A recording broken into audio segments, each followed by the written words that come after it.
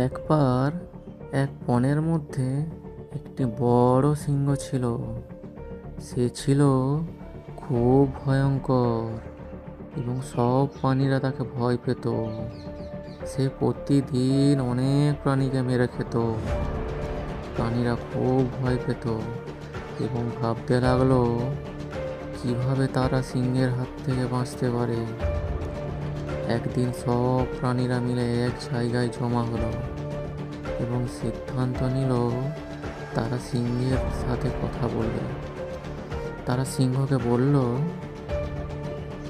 তোমার খাওয়ার জন্য আমরা প্রতিদিন একজন প্রাণী পাঠাবো, কিন্তু তুমি আর অন্য কাউকে মারবে না। সিংহ রাজি হলো।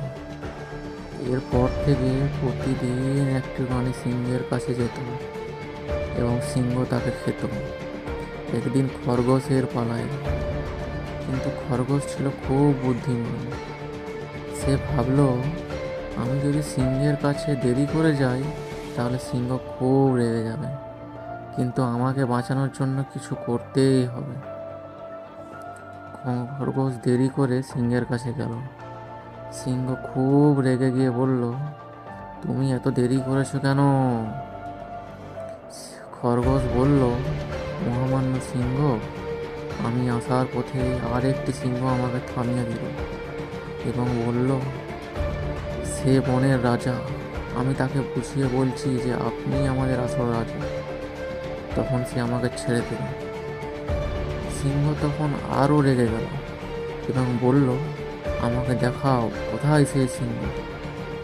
খরগোশ সিংহকে এক গভীর কুয়োর কাছে নিয়ে গেল এবং বলল, এই কুয়োর ভিতরেই সে আছে। সিংহ কুয়োর মধ্যে তাকিয়ে দেখল এবং নিজের প্রতিবিম্ব দেখতে পেল। সে ভাবল, এটাই সেই সিংহ। সে রেগে গিয়ে কুয়োর মধ্যে ঝাঁপ দিল এবং ডুবে মারা গেল।